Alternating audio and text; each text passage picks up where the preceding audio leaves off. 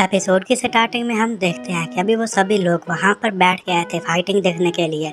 तो वो लोग पीछे से ये बात करते हैं, क्या लगता है कि यहाँ पर काफ़ी सारे मिलियनर्स आए हुए हैं, शायद इसलिए क्योंकि वो अपने अपने एरियाज में मारना चाहते हैं, जो जीत जाएगा उसका एरिया बन जाएगा।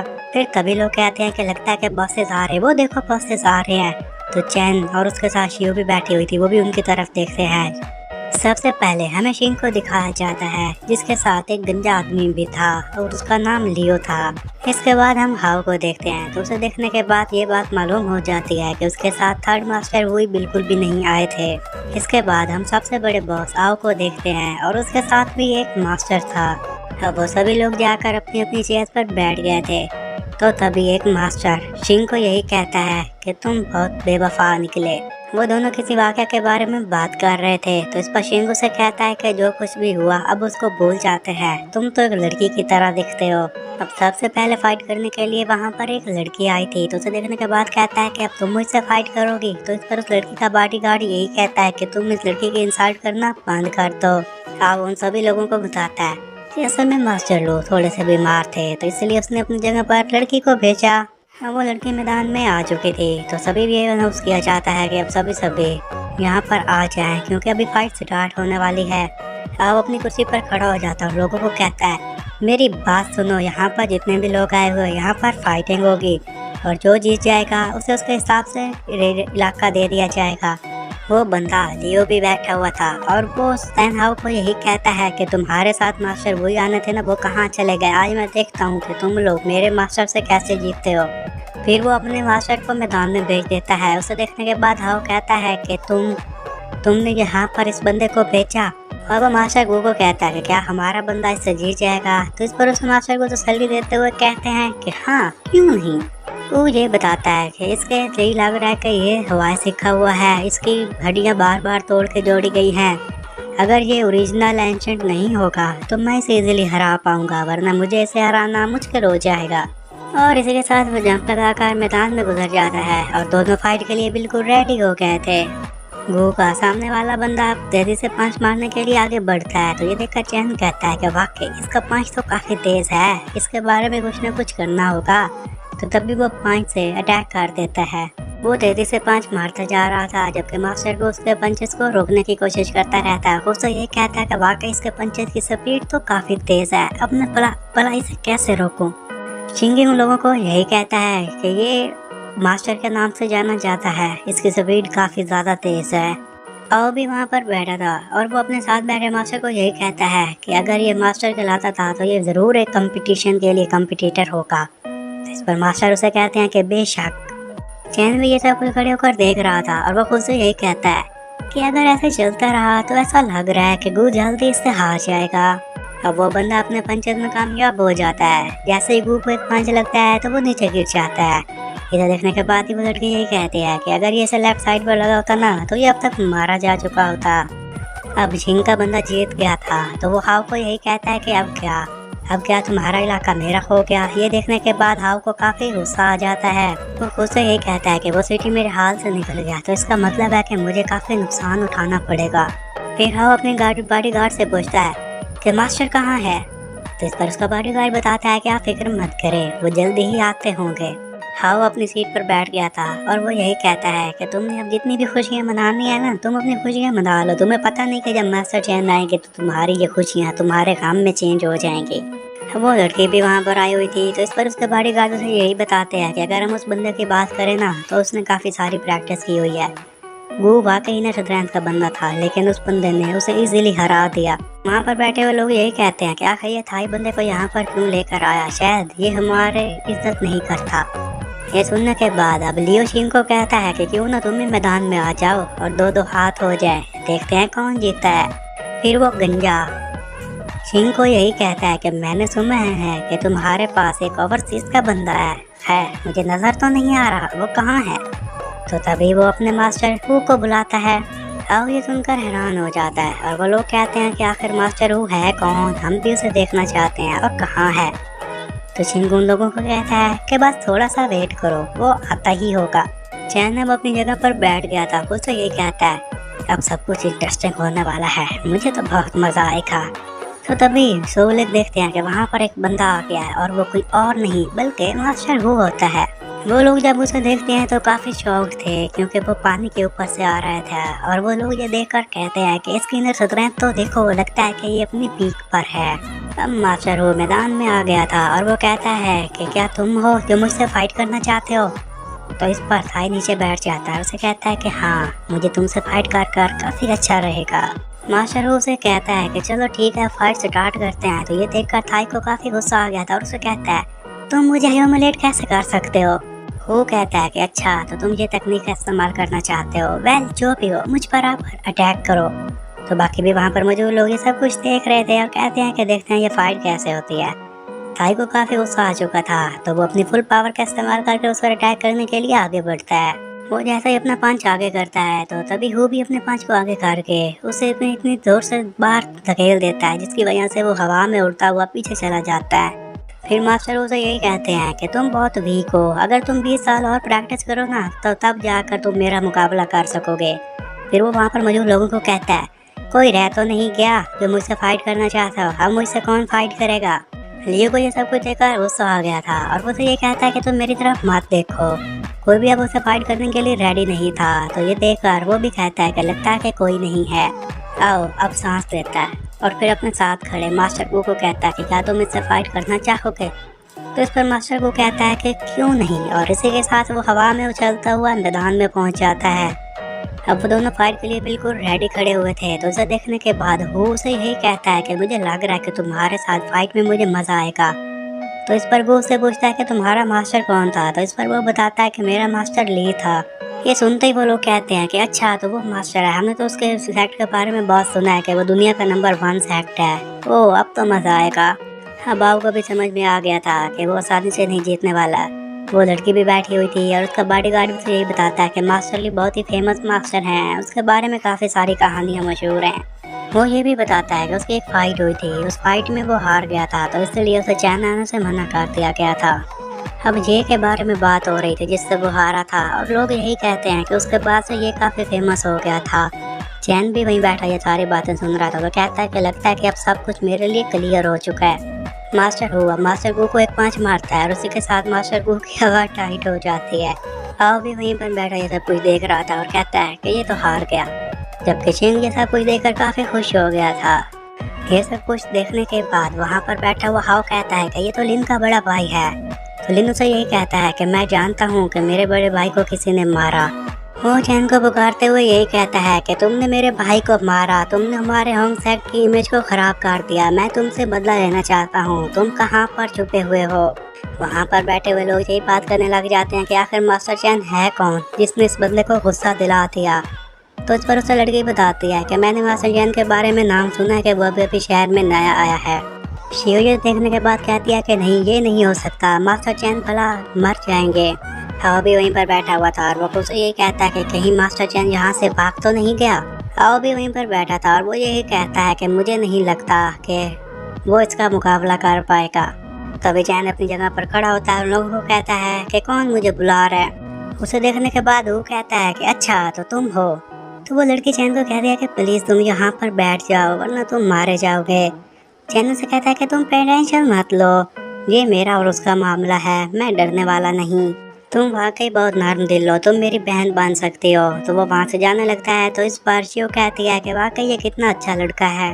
अब चैन मैदान में आ चुका था तो अब यही कहता है कि कोई भी ग्रेट मास्टर चैन नहीं बन सकता, तुम्हारा नाम चैन है तो इसका ये मतलब नहीं कि तुम ग्रेट मास्टर चैन बन जाओगे। मास्टर गू भी वहीं पर बैठा हुआ था और वो चैन को यही कहता है कि भला तुम इसका मुकाबला कैसे कर सकोगे, वो तो बहुत ताकतवर है, वो तुम्हें मार देगा, तुम उसके सामने झुक जाओ, मैं भी तुम्हें माफ करते। तो ये सुनकर चैन मुस्कुराने लग जाता है। वो उसे देखने के बाद यही कहता है कि मुझे तो लग रहा है कि इसमें कोई पावर नहीं है और ना ही ये कोई मार्शल आर्टिस्ट लग रहा है, लगता है कि इसने मरने का फैसला कर लिया है। वहाँ पर मौजूद लड़की अपने बॉडीगार्ड को यही कहती है कि क्या हम चैन को नहीं बचा सकते। तो इस पर वो कहता है कि बिल्कुल भी नहीं, जो भी होकर हमारे रास्ते में आएगा वो उसे मार देगा। चैन को देखने के बाद वो उसे कहता है कि मुझे तुम्हारी जरूरत नहीं है, मुझे तो वो चाहिए जिसने मेरे भाई को मारा। तो इस पर चैन से कहता है कि वो मैं ही तो हूँ जिसने तुम्हारे भाई को मारा। तो ये सुनते ही हु और वहाँ पर बैठा हो दोनों परेशान हो जाते हैं और शॉक्ड भी थे।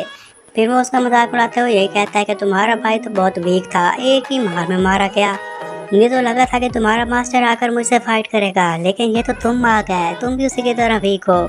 फिर वो उसकी तारीफ करते हुए यही कहता है कि तुम वाकई बहुत ताकतवर हो, क्योंकि तुम समुद्र के ऊपर से भाग कर आए। मैंने तो खैर अभी तक ट्राई भी नहीं किया। हाउ ये सब कुछ देखकर काफी खुश हो गया था और उन्हें कहता है कि देखो देखो कौन आया, देखो चैन आया। हाउ ये देखने के बाद कहता है कि ये ग्रेट मास्टर चैन है, तो मुझे नहीं लगा था, ये कैसे हो सकता है। वो लड़की भी ये कहती है कि इसलिए अब मुझे समझ में आ गया कि मेयर और हाउ इसे इतना क्यों भाव दे रहे थे। ये सब कुछ सुनने के बाद वो उसे कहता है कि मुझे टेंशन नहीं है कि तुम कौन हो, मैं तुम्हें मारना चाहता हूँ क्योंकि तुमने मेरे भाई को मारा। आज मैं तुम्हें मार दूंगा और अपने भाई का बदला लूंगा। और इसी के साथ वो अपनी फुल पावर्स का इस्तेमाल करता है। ये देखने के बाद वहाँ पर मौजूद लोग काफी हैरान हो गए थे, जबकि चैन ये देखकर मुस्कुराने लग जाता है और खुद से यही कहता है कि आज मैं तुम्हें दिखाऊंगा कि असली मार्शल आर्ट कौन से होते हैं। वो जब अपनी पावर दिखाता है तो ये देखकर वो कहता है कि भला ये कैसे मुमकिन हो सकता है। तो चैन उसे कहता है कि आज मैं तुम्हें दिखाऊंगा कि असली मार्शल आर्ट कौन से होते हैं, तुमने तो जो किए वो तो बच्चों का खेल है। वो उसे कहता है कि लगता है कि ये एक मैजिक ट्रिक है और इसी के साथ वो उस पर अटैक करने के लिए आगे बढ़ता है। तो चैन भी उसके अटैक के लिए बिल्कुल रेडी खड़ा हुआ था, लेकिन वो उसकी पावर देखने के बाद काफी डर जाता है और वो उसे यही कहता है कि मैं इसके साथ फाइट करूँ या यहाँ से विड्रॉ कर लूँ, क्योंकि ये वाकई एक मार्शल आर्ट्सर है। फिर अब अपने हैंड की तकनीक का इस्तेमाल करते हुए चैन आगे बढ़कर उसके पीछे से हैंड मारता, जिसकी वजह से अब बहू की हालत काफी खराब हो गई थी और वो उसे झेल भी नहीं पाता। ये देखने के बाद बहू कहता है कि अगर चैन पावरफुल होता ना तो अब तक हु के 2 टुकड़े कर चुका होता। तो हु भी ये कहता है कि मैं अभी तक बचा हुआ हूँ, लगता है कि वाकई में बहुत ज्यादा स्ट्रॉन्ग हूँ। चैन अब उससे 100 फीट दूर खड़ा हुआ था, तभी अपनी थर्ड तकनीक का इस्तेमाल करता है, जिससे अब हु की हालत और ज्यादा खराब हो जाती है। वहाँ पर मौजूद लोग तो ये देखकर हैरान हो गए थे और कहते हैं कि वाकई ये एक असली मास्टर है। तो तभी चैन हु को ये बताता है कि मैंने तो सैमन फार्म के बारे में सुना था और उनका इस्तेमाल किया, लेकिन तुम तो 3 में ही ढेर हो गए हो। अब आखिरी सांस लेते हुए यही कहता है कि शुक्र है कि मैं इसके हाथ मारा और मैंने मार्शल आर्ट देखी मरते हुए। तो तभी लोग कहना शुरू हो जाते हैं कि लिन तो मारा गया। उसे हराने के बाद अब चैन उन लोगों में से कहता है कि कोई मेरे साथ अब फाइट करना चाहेगा। सब लोग ये देखकर डर गए थे और आओ भी खुद से ये कहता है कि इसने तो सिर्फ 3 ही मूव्स में ग्रेट मास्टर हु को हरा दिया। तो वहाँ पर बैठी हुई शिव भी यही कहती है कि वाकई ये एक असली मार्शल आर्टिस्ट है। वो लोग इसके बारे में बात करने लग जाते हैं कि कोई इंसान भी इतना अच्छा मार्शल आर्ट्स में हो सकता है। और इसी के साथ ये एपिसोड यहीं पर ख़त्म हो जाता है। एपिसोड के स्टार्टिंग में हम देखते हैं कि शिंग वहाँ पर बैठा हुआ था और वो यही कहता है कि अब हु हार चुका है तो मास्टर चैन को कौन हराएगा। वो लड़की भी वहीं पर बैठी थी और कहती है कि मैं तो इसे कमज़ोर समझ रही थी। तो तभी ये सब कुछ देखकर हाउ खुश हो जाता है और कहता है कि हम जीत गए।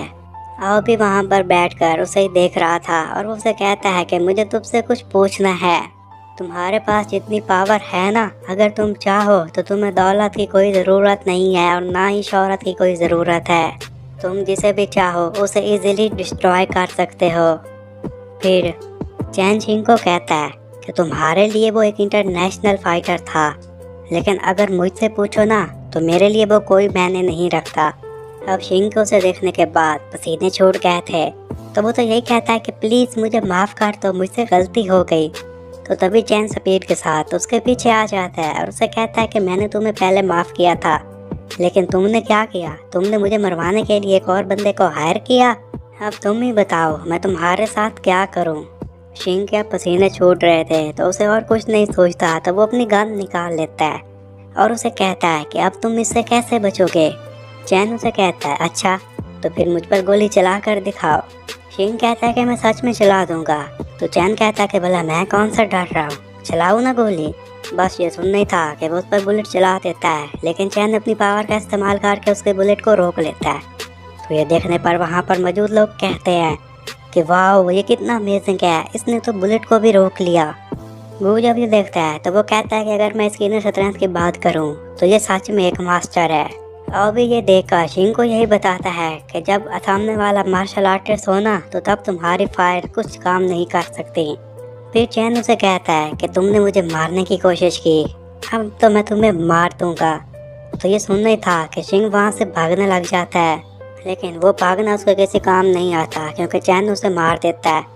तो फिर हम वो को देखते हैं जो कि अब चैन के सामने लेट गया था और उसे कहता है कि प्लीज़ तुम मुझे माफ़ कर दो, मुझसे गलती हो गई। तो अब आओ कहता है कि अब सब कुछ सेटल हो चुका है, तो ये सारा कुछ मास्टर चैन का हुआ। बॉडीगार्ड भी कहता है कि ये तो वाकई एक ग्रेट मास्टर चैन है। वहाँ पर मौजूद लोग अब उसके लिए नारे लगाने लग जाते हैं कि ग्रेट मास्टर चैन, ग्रेट मास्टर चैन, ग्रेट मास्टर चैन। लड़की शियो भी कहती है कि वाकई आप तो अमेजिंग हैं, और वो खुद से यही कहती है कि शायद मास्टर चैन इसलिए मुझ में इंटरेस्टेड नहीं थे क्योंकि मैं एक आम सी लड़की हूँ। फिर हम इसके बाद का सीन देखते हैं जहाँ पर अब मास्टर चैन एक चेयर पे बैठा हुआ था और वो उसके सामने घुटनों के बल बैठा हुआ था। वो उसे बता रहा था कि मेरे पास एक ऐसी चीज़ है जो तुम्हारे काम आ सकती है। तो इस पर मास्टर चैन उसे कहता है कि अगर ऐसी बात है ना तो मैं तुम्हें फिर जिंदा छोड़ सकता हूँ, लेकिन वो चीज़ तुम मुझे ला कर देना। क्योंकि मास्टर चैन को अब उसकी ज़रूरत थी, तो चैन को उससे यही कहता है कि इसका इस्तेमाल करके मैं एरो को इजीली बना पाऊँगा। फिर चैन उसे यही कहता है कि तुम वो चीज़ जल्द से जल्द मुझे ला कर दे देना। अब मैं तैन हाओ के साथ यहाँ से चला जाऊँगा, तो इसलिए मेरा पीछा करने की कोई ज़रूरत नहीं है। अब हम रात का सीन देखते हैं जहाँ पर रैन रैन को उसने एक जगह पर बुलाया था। तो रैन रैन उसे कहती है कि तुमने रात के इस वक्त मुझे यहाँ पर क्यों बुलाया। तो इस पर चैन उसे कहता है कि मैं कहीं जा रहा हूँ, तो एंड टाइम को बता देना कि मैं बिजी हूँ। रैन रैन उसे कहती है कि तुम कहाँ जा रहे हो। तो इस पर चैन उसे बताता है कि मैं 3-4 मंथ के लिए जा रहा हूँ। वो उसे यही समझाने लग जाती है कि अगर तुम यहाँ से गए तो तुम्हें यूनिवर्सिटी में एडमिशन लेने में काफ़ी मुश्किल हो जाएगी। क्या इसके पीछे जी किंग का हाथ है, मुझे बताओ। और इसके साथ वो काफ़ी गुस्से में भी आ गई थी। वो फिर उसे ये भी कहती है कि प्लीज़ तुम यहीं पर रुक जाओ। तो चैन उसे अपने विला की दे देता है और कहता है कि तुम जाकर इसमें रह सकती हो और तुम अपनी मॉम को भी वहाँ पर लेकर जाना, क्योंकि उनकी भी एक ख्वाहिश थी कि वो उस घर में रहें। वो वहाँ से चला जाता है, जबकि रैन रैन उसे पीछे से यही कह रही थी कि प्लीज़ मत जाओ। अब उसके हाथ में की आ गई थी और वो खुद से ये कहती है क्या मैं जाकर चेक करूं? शायद मुझे जाकर नहीं चेक करना चाहिए। उसे अब भी डाउट था कि वो उससे झूठ बोल रहा है कि उसका यहाँ पर एक विला है। इसके बाद हम चैन को देखते हैं जो कि एक गाड़ी में बैठ जाता है। तो तभी उससे मास्टर वो पूछते हैं कि कहीं आपने जाना है। तो इस पर वो बताता है कि हाँ, मैं शहर को छोड़ने से पहले किसी और जगह जाना चाहता हूँ।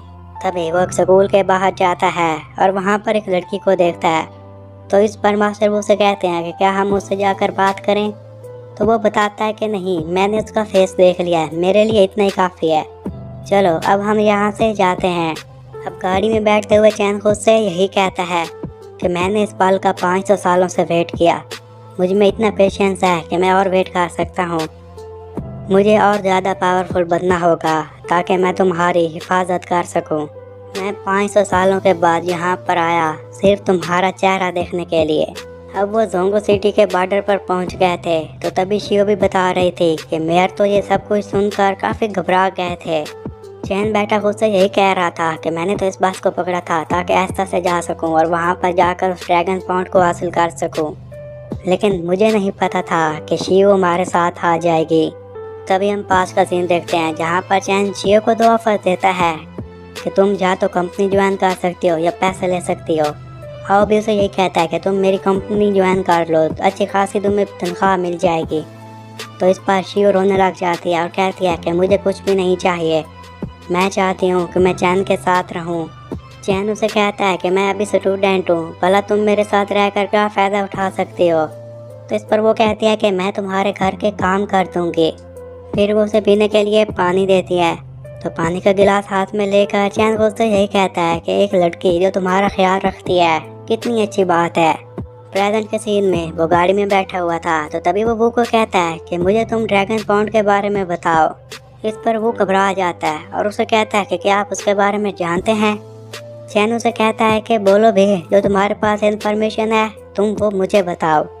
अगर तुम्हारे पास ड्रैगन पॉइंट था तो इसका मतलब है कि तुम अपना काफ़ी लेवल बढ़ा चुके थे। इस पर वो उसे कहता है कि मुझे एक्सप्लेन करने दो। असल में ये एक बंदे को मिला था जो कि एक टॉम के पास था, तो वहाँ से उसे मिल जाता है। उसे वहाँ पर एक कल्टीवेशन की बुक मिली थी जिसका यूज़ करने के बाद वो कल्टीवेशन करने लग जाता है। तभी उसे ड्रैगन प्लेस के बारे में पता चलता है और वो कहता है कि मैं वहाँ पर जाकर अपनी एनर्जी के लेवल को बढ़ा सकता हूँ। लेकिन उसे नहीं पता था कि उस पॉन्ड में एक मॉन्स्टर भी पाया जाता है तो शियो ये सुनकर काफ़ी घबरा जाती है। अगर उस मॉन्स्टर की बात की जाए तो वो स्नेक और ड्रैगन का जुड़वा लगता था, लेकिन वो बिल्कुल भी नहीं था और उसमें जो एनर्जी पाई जाती थी उसका कोई मुकाबला नहीं कर सकता। अगर मैं अपने एंसेस्टर की बात करूं तो वो तो उसका मुकाबला बिल्कुल भी नहीं कर सकता था, लेकिन हमारी किस्मत अच्छी थी कि वो ड्रैगन पार नहीं आ सकता था। तो इसलिए हम पाउंड में गए चेक करने के लिए कि वो वहीं पर है या नहीं, और इस वजह से हमें वहाँ पर कुछ स्टोन्स मिल गए। मैं आपको मीन नहीं बनना चाहता था, लेकिन मुझे लगा कि शायद आपको मेरी बातों पर बिल्कुल भी यकीन नहीं आएगा, तो इसलिए मैं सच बताने से घबरा गया। ये सुनने के साथ ही शिव कहती है कि उस मॉन्स्टर की उम्र तो काफ़ी ज़्यादा होगी, अभी तक वो जिंदा है। तो इस बार चैन उसे बताता है कि वो कोई ड्रैगन नहीं बल्कि जिन है। अगर ड्रैगन की बात की जाए तो उसके पास पावर्स भी होती हैं, वो हवा में भी उड़ सकता है, लेकिन यहाँ पर ऐसा कुछ भी नहीं है। तो इस पर वो उसे कहता है कि इसका मतलब है कि आप इसके बारे में जानते हैं। चैन उसे कहता है कि ऑफ कोर्स, वो तो बहुत ही छोटा सा स्नेक है, क्या तुम लोग उससे डर गए? और वो खुद से यही कहता है कि मैं अपनी कल्टीवेशन की मिडिल स्टेज में हूँ, तो इसलिए मुझे उसके साथ फाइट करने में काफ़ी एनर्जी की ज़रूरत पड़ेगी। इसके लिए मुझे अपनी एनर्जी को बढ़ाना होगा या फिर मुझे चार्म्स का इस्तेमाल करना होगा, उसके सिवा मैं कुछ भी नहीं कर पाऊँगा। फिर वो को यही कहता है कि क्या ऐसे यहाँ पर कोई जगह है जहाँ पर मैं बैठकर कल्टीवेशन कर सकूँ और वहाँ से मुझे कल्टीवेशन का सामान भी मिल पाए जिसकी हेल्प से मुझे आसानी हो। तो इस पर वो बताता है कि हाँ, ऐसा ही एक शहर पाया जाता है और अगर मैं बात करूँ तो वो ज़्यादा दूर नहीं होगा। तो चैन उसे कहता है कि अच्छा, ये तो अच्छी बात है कि उसमें काफ़ी सारी मेडिसिन पाई जाएंगी। फिर उसे यही कहता है कि अगर ऐसी बात है तो ये तो अच्छा होगा, चलो हम वहीं चलते हैं। अब वो लोग उस सिटी पहुंच चुके थे, तो तभी वहां पर शिव कहती है कि अगर मैं स्मेल की बात करूं तो वाकई इसकी स्मेल तो काफ़ी अच्छी है। वो चैन से पूछता है कि हम यहाँ पर क्या करने आए हैं, तो इस पर चैन बताता है कि मुझे नहीं पता। वो खुद से यही कहता है कि इसके लिए हमें काफ़ी सारे तजर्बे की ज़रूरत है, लेकिन मैं मास्टर चैन के सामने कुछ नहीं बोल सकता, वरना वो मेरी पिटाई कर देंगे। हमें इसके लिए शहदोल ब्रांड्स के पास जाना होगा। और वो चैन को कहता है कि मेरे पीछे चलिए, और इसी तरह वो एक शॉप के पास पहुंच गए थे। वहां पर मौजूद लड़कियां उनका वेलकम करती हैं, तो तभी वो उन्हें कहता है कि जाकर अपने मास्टर को बुलाओ और उसे कहो कि वो आया है। फिर वो चैन को बताता है कि यहाँ पर आपको मज़ा आएगा। शिव भी वहाँ पर बैठकर उस स्टोर को देखकर कहती है कि ये कितना बड़ा स्टोर है। अब उस स्टोर का मालिक आ गया था और उसे कहता है कि आप मुझे बता देते तो मैं आपको लेने आ जाता।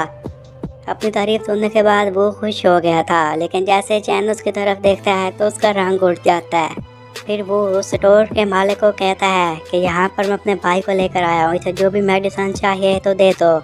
तो इस पर वो बताता है कि मैं आप लोगों को बताना चाहता हूँ कि यहाँ पर ऑलरेडी एक औरत आकर सारा सामान खरीद चुकी है, इसलिए हमारे पास से ओल्ड मेडिसिन बिल्कुल भी नहीं मिलने वाली। ये सुनकर वो हैरान हो जाता है और उससे पूछता है कि आखिर वो औरत कौन है। और इसी के साथ ये एपिसोड यहीं पर ख़त्म हो जाता है।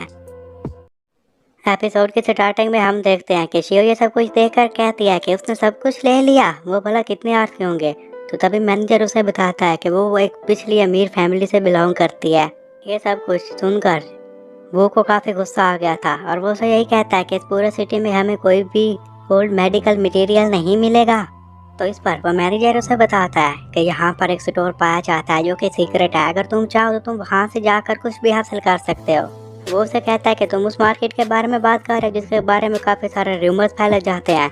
तो इस पर मैनेजर उसे बताता है कि हाँ, तुम सही पहुँच गए, और वो कई सौ सालों से काम कर रही है, ये आजकल की बात भी नहीं है। वो लोग यहाँ पर काम नहीं कर सकते, इसलिए अंडरग्राउंड काम करते हैं। इसके अलावा वो चीज़ों को ऑक्शन में भी रखते हैं, जिसकी वजह से काफ़ी सारे मिलियनर भी वहाँ पर आते हैं और वो चीज़ें काफ़ी महंगी बिकती हैं। शियो ये सुनने के बाद उन्हें कहती है लेकिन वो सोर्सेज तो नहीं मिल पाती ना कि वो कहाँ से आई। तो इस पर चैन कहता है कि जो भी हो, मुझे ये बताओ कि ऑक्शन कब स्टार्ट होने वाला है। वो मैनेजर बताता है कि आज रात 7 बजे होगा। तो तभी हम रात के 7 बजे का सीन देखते हैं कि वहाँ पर काफ़ी सारे लोग गाड़ियों में आए हुए थे। ये लोग भी वहाँ पर जाते हैं। तो तभी वहाँ पर खड़ा हुआ सिक्योरिटी गार्ड उन्हें कहता है कि आई एम सॉरी, लेकिन मुझे तुम्हारा इनविटेशन कार्ड चाहिए। वो उन्हें कहता है कि हमें इनविटेशन कार्ड की कोई ज़रूरत नहीं है, तुम जाकर अपने बॉस को बताओ कि यहाँ पर वो आया है। तभी वहाँ पर गाड़ी ओपन होती है और उसमें से आवाज़ आती है कि वो तुम यहाँ पर क्या कर रहे हो, तुम तो जियांग बाई नहीं गए थे ना। फिर उसे देखने के बाद वो कहता है कि हु, ये तुम हो, और हंसने लग जाता है। फिर वो उसे कहता है कि मुझे तुम्हारी हेल्प चाहिए। तो इस पर वो उसे यही बताता है कि यहाँ पर जो भी मटेरियल आता है ना उसकी सोच नहीं होती, तो इसलिए मोस्टली फेक निकलते हैं। लेकिन अगर तुम यहाँ पर आ गए हो ना तो लोग तुमसे डरते हैं, तो इसलिए कोई भी आज फेक नहीं सेल करने वाला। ये देखने के बाद शिव कहते हैं लगता है इसकी काफ़ी जान पहचान है। तो चैन उसे कहता है कि हाँ हमारे लिए तो अच्छा ही है। जब मास्टर वो आगे बढ़ता है तो वहाँ पर काफ़ी सारे और भी मास्टर्स आए हुए थे, लेकिन वो जैसे वो को देखते हैं तो उसे सलाम करने लग जाते हैं कि ग्रेट मास्टर वो आप यहाँ पर आए हुए हैं। तभी उसे पीछे से आवाज़ सुनाई देती है जो कि उसे कोई चार्लटन कह रहा था। ये सुनने के बाद वो कहता है कि कौन मुझे चार्लटन कह रहा है। तो फिर हम एक लड़की को देखते हैं जो कहती है कि मैंने कहा। इस पर वो मिस्टर वो को यही बताता है कि ये वाकई बहुत अमीर लड़की है। अगर इसकी बात की जाए ना तो इस ने पूरे शहर के मेडिकल स्टोर में से मेडिकल इंग्रेडिएंट्स को खरीद लिया है। ये सुनने के बाद वो को कहती है कि वैसा क्यों कर रही है। तो इस पर वो बताता है कि इसके एक ग्रैंडफादर हैं वो काफ़ी ओल्ड हैं और वो और भी जीना चाहते हैं, तो इसलिए उसे काफ़ी सारी मेडिसिन की ज़रूरत है। तो तभी ये सारी मेडिसिन उसके लिए ख़रीद लेती है। जब जैंग फैमिली के बारे में सुनता है तो इस पर वो के पसीने छूट जाते हैं और वो यही कहता है कि मैं उनसे पंगा नहीं ले सकता क्योंकि वो काफ़ी ताकतवर और माफिया जैसे लोग थे। फिर तभी वो लड़की उनके पास से गुजरती है। तो उसे देखने के बाद चैन यही कहता है कि अगर मैं इसके ग्रैंडफादर की बात करूँ ना तो वो 100 ईयर्स का हो चुका है, लेकिन उसे जीने के लिए काफ़ी सारी चीज़ों की ज़रूरत है। और वो खुद से यही कहता है कि मेरे पास वो मटेरियल नहीं है जिससे मैं उसका इलाज कर सकूं, वरना मैं जैंग फैमिली को अच्छा खासा लूट लेता। ये सब कुछ देखने के बाद अब वो उसे यही कहता है कि चलो अब अंदर चलते हैं। तो इस पर चैन उसे कहता है कि हाँ। तभी वहाँ पर देखते हैं कि एक ऑक्शनर खड़ा होकर एक हर्ब के बारे में बोली लगा रहा था। वो उसकी बेस प्राइस 3 मिलियन रखता है। तो तभी वो लड़की भी वहाँ पर बैठ गई थी और वो कहती है कि मैं इसके 17 मिलियन देखूंगी। तो तभी वहाँ पर बैठे हुए लोग कहते हैं कि यहाँ पर तो हम इसका मुकाबला भी नहीं कर सकते, हम तो फजूल में यहाँ पर आ गए। ऐसा कुछ देखने के बाद चैन भी खुद से यही कहता है कि अगर यही हाथ रहा ना तो मैं तो सिर्फ एक ही मटेरियल खरीद पाऊंगा, और अगर मैं इस लड़की की बात करूँ तो ये काफ़ी सारे आज मटेरियल खरीदने वाली है।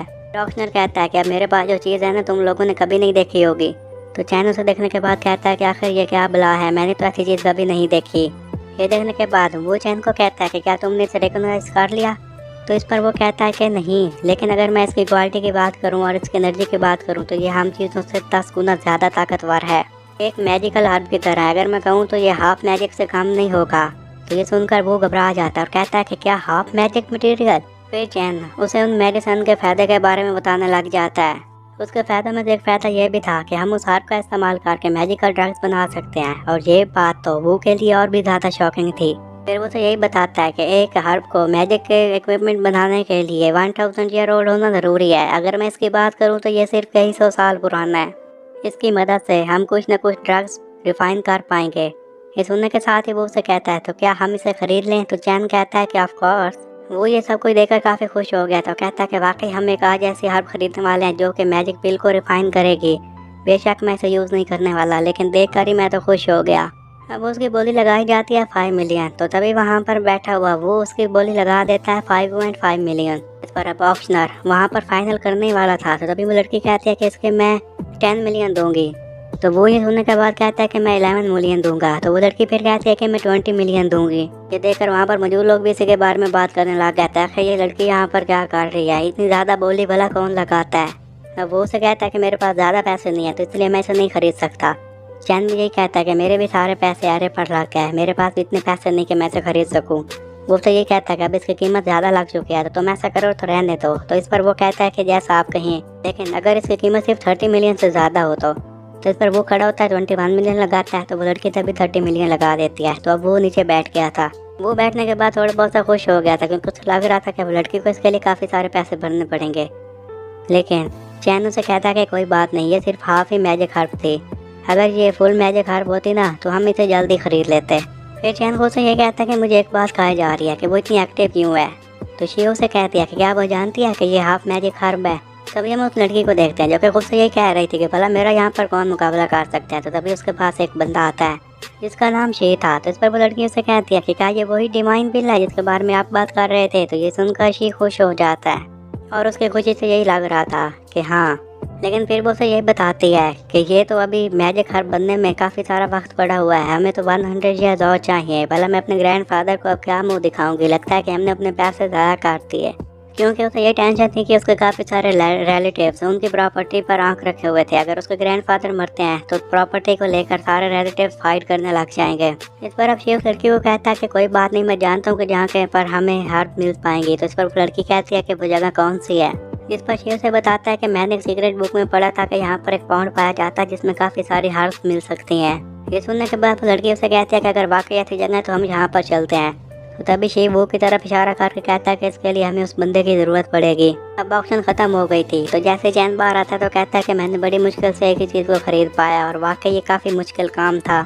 वो जान गया था कि ये गुस्से में है। तो फिर वो कहता है कि जैंग फैमिली हमेशा से इग्नोरेंट रही है, इसलिए तुम उन्हें इग्नोर कर दो। तभी वो लड़की वहाँ पर आ जाती है और उसे कहती है कि मुझे माफ़ कर दो। तो उसे देखने के बाद वो कहता है कि तुम। फिर वो उसे यही कहता है कि आप लोग बहुत ज़्यादा अमीर हैं, इसलिए मैं आप लोगों से पंगा नहीं ले सकता, लेकिन आप लोगों को अवॉइड ज़रूर कर सकता हूँ। इस पर वो लड़की उसे कहती है कि तुम ज़रूर वो होगे जो कि गोस्ट क्लैन का है। वो उसे कहता है कि तुमने ज़रूर मुझ पर नज़र रखी होगी। वो लड़की उसे कहती है कि मैं तुम्हें हार करना चाहती हूँ, मुझे एक जगह की तलाश है जो कि यहीं कहीं पाई जाती है। तो इस पर वो उसे कहता है क्या तुम्हें कोई जगह की तलाश है या फिर तुम्हें किसी टॉम की तलाश है। तभी मिस्टर शे भी आ गया था। वो कहता है कि हमें इससे कोई फ़र्क नहीं पड़ता कि वो टॉम है कि जगह। वो उसे देखने के बाद कहता है कि क्या तुम शी हो, मैंने तुम्हारे बारे में बड़ा सुना है, और मुझे ये बात बताओ क्या तुम मास्टर जो से ज़्यादा बेहतर हो। ये देखने के बाद उस लड़की बच्चे हमारे साथ क्या कर रहे हैं। मैं जानती हूँ कि तुम्हारे पास काफ़ी अच्छी एबिलिटीज़ हैं, लेकिन तुम देख नहीं रहे कि वो दोनों तो बच्चे हैं। इस पर अब वो उसे बता देता है कि इस लड़के का नाम चैन है और ये मेरा छोटा भाई है और काफ़ी टैलेंटेड भी है। इसके अलावा ये उस पॉन्ड के करीब रहता है। तो वो लड़की कहती है कि अच्छा तो तुम उस माउंटेन पर रहते हो। शिव या उनकी बातें सुनकर यही कहता है कि चलो ठीक है, सिर्फ 2 लोग ही साथ आ सकते हैं। फिर वो शिव को देखने के बाद यही कहता है कि जब हम पिछले हफ्ते मिले थे तो ये काफ़ी वीक लग रही थी, अब ये काफ़ी स्ट्रॉन्ग हो चुकी है। फिर वो उसे हार्प के बारे में बात करते हुए कहता है कि क्या ये उसने खाया। अगर ऐसी बात है तो वाकई ये तो एक वेस्टेज बात हुई। अब वो दोनों लोग पहुंच चुके थे। तो तभी लड़की चैन को कहती है कि हम यहाँ पर पहुंच गए, मुझे पॉन्ड के पास लेकर जाओ। चैन उसे कहता है कि हम वहाँ पर पहुंच जाएंगे, जल्दी किस बात की है।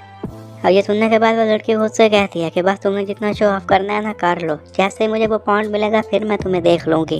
अब हम देखते हैं कि वो लोग डबल ड्रैगन टाउन पर पहुंच चुके थे और वहाँ पर कुछ लोग मिस जैंग को आगे से लेने आते हैं और उसे कहते हैं कि यहाँ पर वेलकम। तो मिस जैंग उन्हें कहती है कि थैंक यू। तो वहाँ पर एक बूढ़ा आदमी भी आया खड़ा था और वो मिस जैंग को ये कहता है कि शायद आपको एक ऐसे बंदे की तलाश है जो उस पॉन्ड के बारे में अच्छी तरह जानता हो, इससे मिलिए। तो वो एक बंदे की तरफ इशारा करता है जिसका नाम चू था।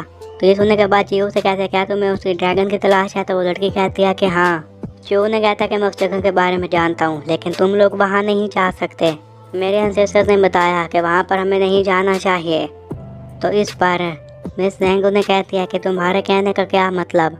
वो बताता है कि हम लोग वहाँ नहीं जा सकते, काफ़ी ठंड है, अगर हमने उसका पानी पी लिया तो फ़ौरन मर जाएंगे। और हाँ, सबसे इम्पोर्टेंट बात तो मैं तुम लोगों को बताना ही भूल गया कि वहाँ पर मॉन्स्टर्स भी रहते हैं। ये सुनते हुए बूढ़ा आदमी उसका मजाक बनाने लग जाता, कहता है कि तुम्हें अभी भी मॉन्स्टर पर यकीन है क्या, तुम्हें अपने बच्चों को नहीं पढ़ाना, तुम्हें पता है ना कि तुम इस वजह से पागल कहलाते हो। वे सैंग लोगों को यही बताते हैं कि हमें भी ऐसी एक जगह की तलाश है जिसके बारे में तुम बता रहे हो और इसके बारे में हमारे बुक्स में भी लिखा हुआ है, क्या तुम हमारी मदद कर सकते हो। तो वो उन लोगों को यही कहता है कि हाँ मैं तुम लोगों की मदद कर सकता हूँ। अब वो लोग वहाँ पर उन बंदा लेकर जा रहा था। तो तभी वो उन्हें कहता है कि आपको पता है कि इन्हें तो एक बंदा मिल गया, फिर हमें साथ क्यों लेकर जा रहे हैं। तो इस पर चैन बताता है क्योंकि उन्हें हम पर यकीन नहीं, इसलिए तुमने मेरे बारे में उन्हें जो भी बताया ना, उन्हें लग रहा है कि तुमने उनसे झूठ कहा। और अगर तुम से भी कोई भी मेरे बारे में ऐसे बात करता, तुम्हें लगता कि वाकई वो बंदा मेरे बारे में झूठ बोल रहा है। वो उन्हें कहता है कि मुझे नहीं लगता था कि इस लैंड में रहने वाले लोगों को इसके बारे में पता होगा। तो इस पर चैन उसे कहता है कि वो लोग हम पर नजर रखे हुए हैं, शायद तुम्हें ये बात याद है, इसलिए उन लोगों को पहचानने में ज़रा भी देर नहीं लगी होगी। लेकिन मुझे अभी तक ये बात समझ में नहीं आ रही कि आखिर वो लोग जिन ड्रैगन को क्यों ढूंढ रहे हो। अगर मैं मिस्टर शे की बात करूं तो इसके पास तो वुड के पावर हैं, इससे तो स्पॉन्ड की कोई ज़रूरत नहीं है। आखिर ऐसे क्या बात है कि ये लोग उस पॉन्ड के लिए जा रहे हैं। वहाँ पर तो ऐसे मॉन्स्टर पाए जाते हैं जो कि हेल और हेवन के हैं। हाँ, अलबत्ता वहाँ पर मैजिकल हर्ब भी मिल सकती है जो कि काफ़ी फेमस है। चैन फिर वो तो ये कहता है कि इसलिए मुझे उन लोगों के साथ जाना होगा। तो तभी एक जगह पर चो उन्हें कहता है कि अब हमें आगे नहीं जा सकते, तो हमें यहीं पर रुकना होगा। और इस पर वहाँ पर मौजूद लोग टेंट लगा देते हैं। अब मिस शैंग खाना खा रही थी, तो तभी वो चू को कहती है कि आप भी यहाँ पर आ जाएं, हमारे साथ खाना खाएं। लेकिन वो चैन और वो को दावत नहीं देती। तो इस पर वो को काफ़ी गुस्सा आ जाता है। शिव भी ये देखकर कहती है कि जैसे मुझे इन लोगों की परवाह है। फिर हम चैन को देखते हैं जो कि कल्टीवेशन मूड में बैठ गया था और फिर वो उन दोनों को कहता है कि तुम इसे कैच करना। असल में वो पिल्स उनकी तरफ फेंकने वाला था। वो जैसे पिल्स उन दोनों की तरफ फेंकता है तो वो दोनों इस पर उसे कैच कर लेते हैं। तो वो कहता है कि तुम इन्हें खा लो, तो इस पर वो दोनों से खा लेते हैं। उन्हें खाने के बाद वो को काफ़ी अजीब लगता है क्योंकि उसने पिल पहली बार खाई थी, लेकिन शियो को दूसरी बार पिल खाने के बाद काफ़ी अच्छा लग रहा था। फिर वो होश होकर वो को ये कहता है कि क्या वाकई ये वही ड्रग है? मुझे तो ये ड्रग खाने के बाद काफ़ी अच्छा फील हो रहा है। और इस पर शियो भी कहती है कि वाकई काफ़ी अच्छा लग रहा है। वो कहता है कि तुमने ड्रग्स खा भी लिए हैं तो अपनी प्रैक्टिस शुरू कर दो। मैंने तुम्हारे बारे में जो सोचा है तो मैं चाहता हूँ कि तुम लोग भी मुझे वैसा ही रिजल्ट दिखाओ। अब वो तीनों बैठ जाते हैं तो तभी देखने के बाद मिस जैंग कहती है कि क्या इन लोगों को भूख नहीं लगी? तो इस पर उसका असिस्टेंट बताता है कि मे भी ना लगी हो। शी उन लोगों को देखने के बाद मिस जैंग को यही बताता है कि लगता है कि वो लोग कुंग फू की प्रैक्टिस कर रहे हैं, लेकिन अगर वो मैजिकल प्रैक्टिस कर रहे हैं तो इसका ये मतलब है कि उन्हें काफ़ी सारी भूख लगने वाली है। अब नेक्स्ट डे हो चुका था तो तब भी मिस जैंग उन लोगों को देखते हैं कि वो अभी तो उसी पोजीशन पर बैठे हैं। उनको देखने के बाद वो यही कहती है कि ये कितनी और देर तक ऐसे ही रह सकते हैं। शिव अब उस पोजीशन से उठ खड़ी होती है, उन लोगों को यही बताती है कि मैं काफ़ी पावर फील कर रही हूँ, अब तो मेरे हैंड में भी वो पावर फील हो रही है। शिव को ये कहती है कि मैं बहुत अच्छा काम करूँगी और इस बार मेरे मास्टर को काफ़ी प्राउड होगा, जबकि चैन यही कहता है कि ये तो अभी सिर्फ स्टार्टिंग लेवल पर ही पहुँची है।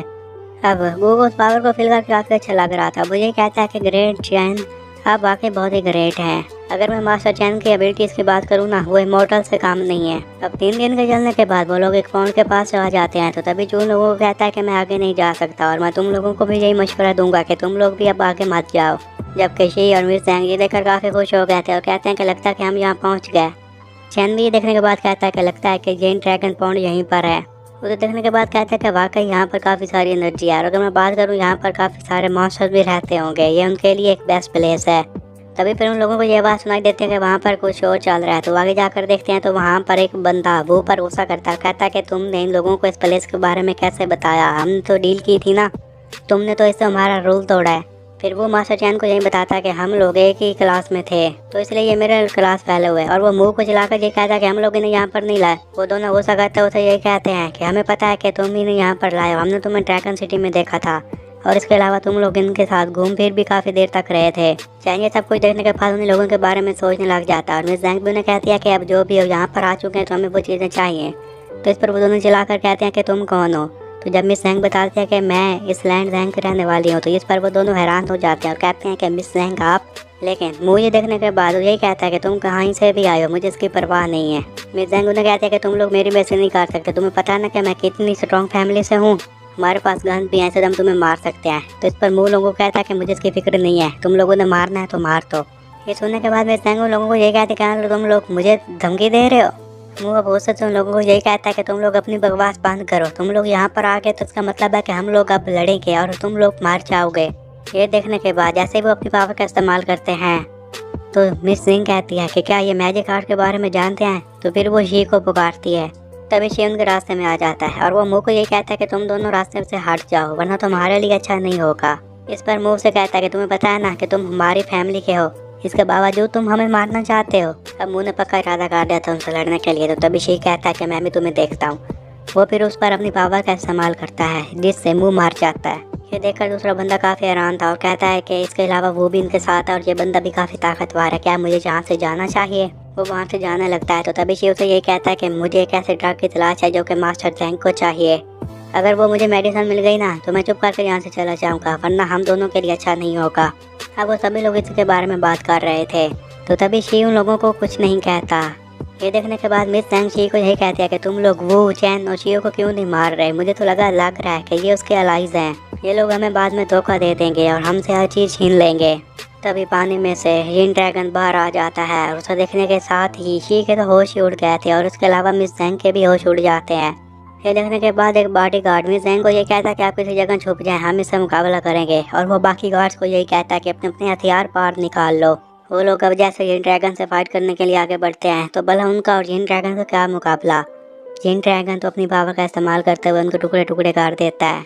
उसकी फीमेल गार्ड मिस जैंग को ये कहते हैं कि हमें यहाँ से जाना होगा। तो इस पर वो शी की तरफ देखती है जो कि अब उस ड्रैगन से फाइट करने के लिए बिल्कुल रेडी खड़ा हुआ था। फिर मिस्टर शी अपनी पावर का इस्तेमाल उस ड्रैगन पर करता है। देखकर मिस जैंग कहती है कि वेल डन मिस्टर शी, लेकिन उसका ज़्यादा असर उस ड्रैगन पर नहीं हो पाता। तभी वो पीछे खड़े 2 बंदे को देखता है जो कि उसी को देखकर हैरान हो रहे थे। फिर वो लोग उसे जेन ड्रैगन और या स्नेक के बारे में बात करने लग जाते हैं कि ये तो बहुत स्कैरी है, हमें शायद यहाँ से छोड़कर जाना चाहिए। क्योंकि अगर हम लोगों ने उसके साथ फाइट की तो फिर हम नहीं बचने वाले, इसलिए अच्छा है कि उसे छोड़ें और यहाँ से भाग जाएं। चैन उन लोगों को समझाते हुए ये कहता है कि भला हम यहाँ से क्यों जाएं, हम इसलिए तो यहाँ पर आए हैं। मिस जैंग उसे कहती है कि तो फिर तुम्हारे करने का क्या इरादा है।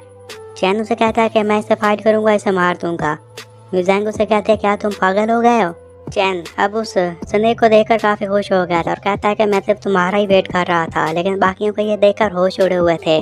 शिव ये देखने के बाद वो को कहते हैं तुम्हें क्या लगता है कि क्या ये स्नेक को हरा पाएगा, तो इस पर वो कहता है कि मे बी। तभी शी ये सब कुछ देखने के बाद यही कहता है कि लगता है कि यहाँ पर कोई ऐसा सीक्रेट है जिसके बारे में यहाँ पर मौजूद लोग नहीं जानते थे।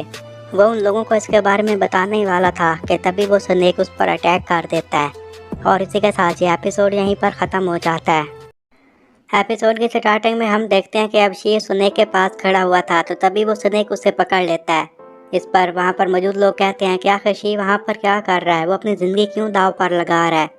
अब चैन भी आगे जाता है और स्नेक को यही कहता है कि तुमने 100 ईयर्स तक प्रैक्टिस की, अब तुम एक ह्यूमन की तरह सोचने लग गए हो और इसके अलावा तुम काफ़ी स्ट्रॉन्ग भी बन चुके हो। अगर मैं तुम्हारी खाल की बात करूँ तो ये भी काफ़ी स्ट्रॉन्ग बन चुकी है। लेकिन मैं तुम्हें एक और बात बताने वाला हूँ और वो ये है कि आज तुम्हारी मुलाकात मुझसे हो गई और मुझे तुम पर रहम आ रहा है। फिर चैन अपनी पावर का इस्तेमाल करता है और उसी वक्त अपनी पावर का इस्तेमाल करते हुए वहाँ पर एक सवाड़ बना लेता है। ये देखने के साथ ही मिस जैन कहती है कि ये क्या है। बस फिर क्या था, चैन अब हवा में उड़ जाता है और उस तरह हवा में उड़ता हुआ देखकर शी कहता है कि ये तो वाकई बहुत ज़्यादा अमेजिंग है। अब जैसे चैन हवा में उड़ चुका था तो स्नेक भी उसे देख लेता है और तभी उस पर वार कर देता है। इससे वहाँ पर काफ़ी धुआं हो गया था और लोगों को लगता है कि शायद चैन को कुछ ना हो जाए और वो स्नेक भी एक ज़ोरदार चीख मारता है। लेकिन जैसे वहाँ से धुआं हटता है तो हमें ये दिखता है कि स्नेक की गर्दन उसके तन से जुदा हो चुकी है। ये देखने के बाद वो लोग यही कहते हैं कि ये क्या हो गया, वो तो सिर्फ आया और अपनी पावर का इस्तेमाल करके उस ड्रैगन को मार दिया। मुँह से देखने के बाद कहता है कि क्या वाकई एक इंसान है। तो इस पर गू बताता है कि हाँ, लेकिन वो इमॉर्टल है। अगर मैं मास्टर चैन की बात करूँ ना तो वो मास्टर चैन है। शिव भी ये सब कुछ देख रही थी और उसकी आंखों में तो आंसू ही आ गए थे। मिस जैंग उसे देखने के बाद कहती है कि तुम तो वाकई बहुत ज़्यादा अमेजिंग हो। मुझे एक बात बताओ कि तुमने अपनी पावर पहले क्यों नहीं शो की। लेकिन चैन उसे कोई खास जवाब नहीं देता और कहता है कि मुझे इस पावर को गैदर करने के लिए पूरे 7 दिन लग गए। 7 दिन की कल्टीवेशन के बाद ही मुझ में इतनी पावर आई कि मैं उस ड्रैगन के साथ फाइट कर सकूं। और वो खुद से ये कहता है कि अब तो मुझे भी नहीं याद कि कितने 100 सालों से मैं इसकी प्रैक्टिस करता रहा। अब शिन के पास जाता है तो शिन उसे कहता है कि मेरी जान बचाने के लिए थैंक्स और ये तुम्हारा मुझ पर कर्ज रहा जिसे मैं एक न एक दिन ज़रूर चुकाऊँगा। अब हम शिव को देखते हैं जो कि उसके गर्दन के साथ खेल रही थी, तो तभी गू उसे चिल्लाकर कहता है कि तुम ये क्या कर रही हो। फिर वो चैन को देखते हुए कहती है कि इसने ड्रैगन को मार दिया, इसलिए तो ये मेरा टीचर है। और तभी मिस जैंग उसे यही कहती है कि तुमने पहले ड्रैगन को क्यों नहीं मारा। अगर तुम ये सब कुछ पहले कर देते ना तो मेरे बॉडीगार्ड अब तक जिंदा होते। वो जितने भी लोग मरे उसके जिम्मेदार तुम हो। शिव ये सुनने के बाद उसे कहती है कि तुम क्या कह रही हो, उसने तुम्हारी जान बचाई और इसके बाद तुम उसे ब्लेम कर रही हो। तुम्हें शर्म आनी चाहिए। शिव भी अपनी जैंग को यही कहता है कि उसने तुम्हारी जान बचाई तो इसलिए तुम्हें उसे थैंक्स कहना चाहिए, ना कि उस पर गुस्सा करना होगा। अब चैन भी मिस जैंग के पास जाता है और उसे कहता है कि हम दोनों फ्रेंड्स नहीं हैं, इसके बावजूद मैंने तुम्हारी जान बचाई और इसके बदले में तुम मुझे अपना एटीट्यूड दिखा रही हो। मिस जैंग अब उसे यही कहती है कि अब तूने तो उस ग्रैंड स्नेक को मार दिया है, क्यों ना अब तुम अंदर जाने दो और वो ड्रग्स लेने दो। चैन उसे कहता है कि भला मैं ऐसा क्यों करूँगा, तुम्हें क्यों लगता है कि वहाँ पर मौजूद चीज़ें तुम्हारी हैं। मिस जैंग उसे कहती है कि तुम होते कौन हो ऐसा कहने वाले और भला वो तुम्हारा कैसे हो गया। तो ये सुनने के बाद चैन वहाँ पर मौजूद लोगों को कहता है आज से वो पॉइंट मेरा हुआ, क्या किसी को एतराज़ है। सारे चुप कर जाते हैं। वो लोग अपने घुटनों पर बैठकर उसे यही कहते हैं कि हम घोस्ट के कलाम आज से आपको फॉलो करेंगे। अब चैन मिस जैंग को यही कहता है कि अब तुम यहाँ से चली जाओ, यहाँ पर तुम्हारा कोई वेलकम नहीं किया जाएगा। तो इस पर मिस जैंग को काफ़ी गुस्सा आ जाता है। वो उसे यही कहती है कि भला ये पॉइंट तुम्हारा कैसे हो सकता है, तुम कह रहे हो कि ये पॉइंट तुम्हारा है, मुझे इस बात पर बिल्कुल भी यकीन नहीं आ रहा। वो उस पर इस तरह से बातें सुनाई जा रही थी। तो तभी शिव मिस जैंग को यही कहता है कि लड़की अब तुम चुप कर जाओ, तुम्हें पता है ना कि वो इमॉर्टल है और उसने अभी अभी एक ड्रैगन को मारा है। अब गू भी मुस्कुराते हुए यही कहता है कि अगर यहाँ पर बात बढ़ गई ना तो मुझे नहीं लग रहा कि जैंग फैमिली में से कोई भी जिंदा बचेगा, इसलिए चुप करके यहाँ से चली जाओ। फिर अब चैन गुस्से से यही कहता है कि तुम यहाँ से दफ़ा हो जाओ। मिस जैंग कहती है कि क्या कहा। वो फिर चिल्लाकर कहता है कि यहाँ से दफ़ा हो जाओ और उसे धक्का देकर नीचे गिरा देता है। फिर शी उसे उठा लेता है और वो चैन को यही कहता है कि इसे नहीं पता कि आप कौन है, इसलिए आप इसे माफ़ कर दें। अब हम जा रहे हैं तो हमें इजाज़त दें। तो इस पर चैन उन्हें कहता है कि मैं कौन होता हूँ तुम्हें इजाज़त देने वाला। इसके बाद हम कुछ दिनों के बाद का सीन देखते हैं, जहाँ पर अब वो लोग एक पाउंड के करीब खड़े हुए थे। तो तभी चैन फिर शिव को एक मेडिसिन देता है, कहता है कि तुम इसे ट्राई करो। उन्हें ट्राई करने के बाद गू तो यही कहता है कि इसे लेने के बाद तो मुझे ऐसा लग रहा है कि मैं काफ़ी वीक फील कर रहा हूँ, लेकिन जब मैंने पहली बार ड्रग ली थी तो मुझे काफ़ी अच्छा लग रहा था। लेकिन शिव कहती है कि मुझे काफ़ी अच्छा फील हो रहा है। अब चैन उन दोनों को यही बताता है कि ये मैंने स्नेक के मीट और ब्लड से बनाई है, ऐसे मेरे पास अब सैकड़ों हैं, और मुस्कुराने लग जाता है। इसके अलावा मेरे पास स्नेक्स की काफ़ी सारी चीज़ें हैं जो कि फ्यूचर में मेरे काम आ सकती हैं। मैंने डिसाइड किया कि मैं यहीं पर रुकूंगा और कुछ दिनों तक यहाँ पर बैठकर कल्टीवेशन करूँगा। फिर वो बू को यही कहता है कि मैं तुम्हें इस घोस्ट का लीडर बना रहा हूँ, और यहाँ पर जो भी मामलात होंगे ना तुम इसे संभाल लेना। तो इस पर बू से कहता है कि जैसा आप कहें। तो तभी वहाँ पर एक गार्ड आता है और वो चैन को यही बताता है कि मेरे पास आपके पहले एक न्यूज़ है, मिस जेंग वापस आ गई है और वो तुम्हें देखना चाहती है मास्टर चैन। अब हम देखते हैं कि मिस जेंग का हुलिया बिल्कुल चेंज था, और वो आते ही चैन को यही बताती है कि मैं यहाँ पर तुमसे लड़ने नहीं आई, बल्कि तुमसे बिजनेस डील करने आई हूँ। मैं चाहती हूँ कि तुम भी उस पॉन्ड में से आई हुई ड्रग्स में से हमें कुछ दे दो। तो इस पर चैन उसे कहता है कि अगर मैं ऑनेस्ट बात करूँगा तो मैं तुमसे डील नहीं करना चाहता। मिस जेंग उसे कहती है कि तुमने क्या कहा। तो इस पर वो कहता है कि तुम जो ड्रग्स लेने आई हो ना तो मैं तुम्हें नहीं देने वाला। फिर वो उसे बताता है कि जो जिसके लिए वो ड्रग्स लेकर जा रही हो ना, अगर उसने उसका ड्रग्स इस्तेमाल किया ना तो इससे वो मारा जाएगा।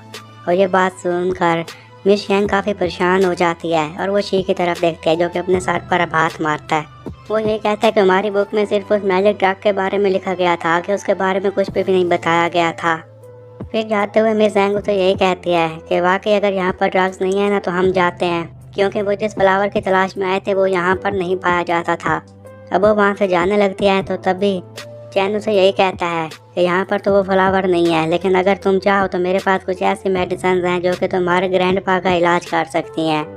ये सुनने के बाद मिस जेंग उसे कहती है कि क्या रियली? उसे इस बात पर यकीन नहीं आ रहा था। तो चैन अपने गार्ड को कहता है कि तुम जाकर किसी सिक एनिमल को ले आओ। तो इस पर वो एक रैबिट को लेकर आ जाता है जो कि काफ़ी बीमार था।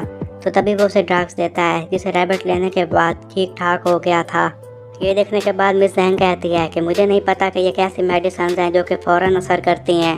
फिर चैन मिस्टर शी को ये कहता है कि मैं जानता हूँ कि तुम वुड के कल्टीवेटर हो, मुझे एक बात बताओ, क्या तुम्हें इनका बारे में नहीं पता? अगर पता है तो मिस जेंग को इसके बारे में बताओ। तभी शी उस पिल को लेता है और उसे सूंघने के बाद बताता है कि वाकई ये काम आ सकती है। और ये बात सुनकर तो मिस जेंग और हैरान हो जाती है, क्योंकि उसे मिस शी पर तो ये यकीन था, बेशक चैन पर यकीन नहीं करती। चैन उसे ये बताता है कि अगर ये एक दिन में इस्तेमाल की जाए ना तो उसकी 10 दिन ज़िंदगी बढ़ जाएगी। और फिर वो उसे अपनी बोतल दिखाता है, कहता है कि इसमें 100 ऑफ पिल्स हैं, अगर कोई लेगा ना तो उसकी उम्र 2 साल तक बढ़ जाएगी। मिस जेंग उसे कहती है कि अच्छा ठीक है, मैं तुमसे ये सब कुछ ले लूँगी, मुझे इसकी प्राइस बताओ। तो तभी चैन अपना हाथ की एक उंगल को ऊपर करता है। उसे देखने के साथ ही मिस जेंग कहती है कि 1 मिलियन, ये तो बहुत ज़्यादा है, अगर तुम चाहो ना तो मैं इसे 100 मिलियन में ले लूँगी, अब मुझे दे दो। तो ये सुनते ही वो और शिव के मुंह में पानी आ गया था, क्योंकि उन्हें नहीं लगा था कि ये पिल्स इतने में बिक जाएंगी, और वो दोनों इसको लेकर काफ़ी खुश भी हो जाते हैं।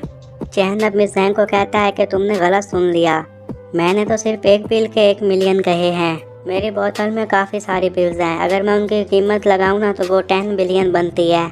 ये सुनते ही मिस जेंग उसे कहती है कि तुम्हारा दिमाग तो ठीक है ना, तुम्हें पता है ना कि तुम कितनी अमाउंट मांग रहे हो, 10 बिलियन वाला कौन देता है, वो भी ऐसी चीज़ के लिए। चैन उसे कहता है कि मैं जानता हूँ कि 10 बिलियन कितने होते हैं, लेकिन जो मेरे पास ड्रग्स है ना वो पूरी दुनिया में इस किस्म की और कोई नहीं है, अगर तुम्हें नहीं चाहिए तो कोई बात नहीं। मिस जेंग उसे कहती है कि अब तुम कुछ ज़्यादा ही कर रहे हो, ये प्राइस अनएक्सेप्टेबल है। चैन उसे कहता है कि मैं जानता हूँ कि ये काफ़ी सारे पैसे हैं, तो इसलिए मैं नहीं चाहता कि तुम फ़ौरन पे करो। अच्छा ये पिल लेकर जाओ और कुछ दिनों तक मुझे पे कर देना, लेकिन एक बात याद रखना कि मुझे ज़्यादा दिन तक वेट मत करवाना, क्योंकि मुझे ज़्यादा दिन तक वेट करना अच्छा नहीं लगता। और इसके साथ वो बोतल उसे दे देता है। मिस जेंग उसे कहती है कि मैं जान गई कि तुम बहुत स्ट्रिक्ट हो, अब मैं वापस जाऊंगी और 10 बिलियन इकट्ठे करके तुम्हें आकर वापस कर दूंगी। अब शी उसे यही कहता है कि मुझे बताओ, हम इसके बारे में डिस्कस कर सकते हैं, तुम्हें पता है ना कि 10 बिलियन बहुत ज़्यादा है। तो मिस जेंग उसे यही कहती है कि भला उसे कौन 10 बिलियन देने वाला है। इस पर शी उसे कहता है कि तुम उसके बारे में सोच रही हो, तो वो कहती है कि हाँ, यहाँ पर कोई फुटेज नहीं है, कोई लायर नहीं है, कोई प्रूफ नहीं है, मैंने उससे पिल्स ली हैं और वो मुझे इसके बारे में सो भी नहीं कर सकता। अगर मैं चैन के बारे में बात करूँ ना, तो ये सिर्फ मैजिक आर्ट्स के बारे में जानता है, इसे नहीं पता कि आजकल मॉडर्न दौर में क्या क्या हो सकता है। ये सब कुछ सुनने के बाद शी उसे समझाना चाहता था कि तुम मुझसे पंगा नहीं ले सकती, लेकिन फिर वो खुद से यही कहता है कि अब जो भी है इसे संभालने दो और जो भी डिजास्टर होगा इसके जिम्मे ही आएगा। उसको जानने के बाद वो चैन को यही कहता है कि तुमने उसे सारी पिल्स क्यों दे दी। शी उसे यही कहती है कि अगर उन्होंने सारी कीमत ना पे की तो फिर क्या होगा, तुम जानते हो ना कि वो कीमत काफ़ी ज़्यादा है। चैन उन लोगों को यही कहता है कि उसने मुझसे प्रॉमिस किया है तो इसलिए वो कीमत अदा करेगी। फिर चैन उन्हें यह भी बताता है कि अगर उन लोगों ने मुझे पैसे ना दिए ना तो उसकी कीमत उन्हें अपनी जानें देकर देनी पड़ेगी। उन लोगों को नहीं पता कि रूल्स क्या हैं। जब मैं पुरानी लाइफ में रहता था ना, तो तब कोई भी मुझसे पैसे लेकर नहीं भाग सकता था क्योंकि वो लोग मेरे बारे में जानते थे। अच्छा ठीक है, मुझे एक काम है तो इसलिए मैं तुम्हें भी कुछ काम दूंगा, वो तुम मेरे लिए कर देना।